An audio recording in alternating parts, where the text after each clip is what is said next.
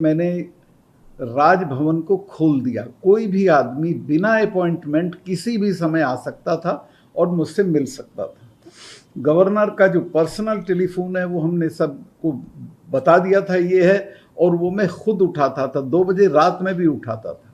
ऐसे केसेस हुए जिनमें मुझे एक व्हाट्सएप आ गया एक बच्चे का, ये तो नॉन केस है पूरे कश्मीर में, कि मैं और मेरी बहन, हमको दोनों को बोर्ड का इम्तहान देना है और हमारे यहाँ बिजली नहीं है।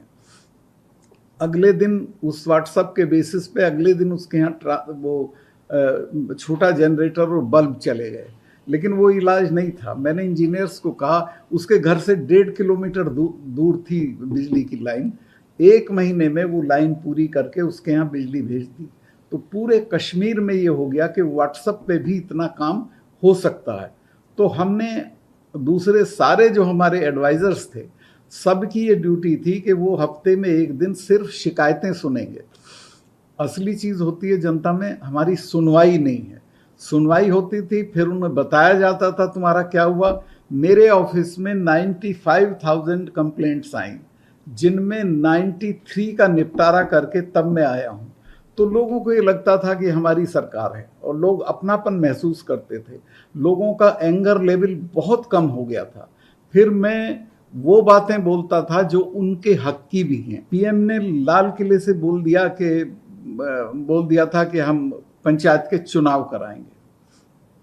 जब मैं वहाँ गया इन पार्टियों के, मैं प्रोटोकॉल तोड़ के उमर के घर और महबूबा के घर गया, और मैंने कहा कि ये हमारे लिए नहीं है चुनाव, बल्कि इन्होंने अपने उमर के जो फादर हैं फारूक अब्दुल्ला साहब, उन्होंने पब्लिक मीटिंग में कहा कि ये हमारे लिए हैं, लेकिन वो लोग उसमें पाकिस्तान के दबाव में उन्होंने उसमें हिस्सा लेने से मना कर दिया। इसी तरह से टेररिस्ट ने कहा कि जो हिस्सा लेगा उसको हम मार देंगे। हुर्रियत ने बायकाट किया, सब ने बायकाट किया, लेकिन हमने चुनाव कराए।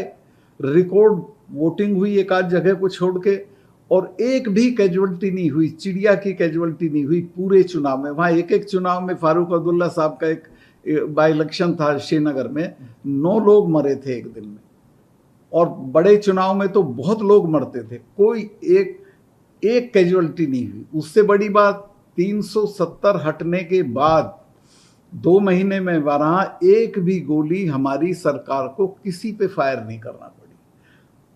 पथराव पूरी तरह से रुक गया था। नई भर्ती टेररिस्टों की पूरी तरह रुक गई थी। श्रीनगर शहर के तो आसपास टेररिस्ट आता हुआ डरता था। तो और उसकी एक बड़ी वजह यह भी थी कि हमको पब्लिक में सपोर्ट मिल गई थी सिस्टम को।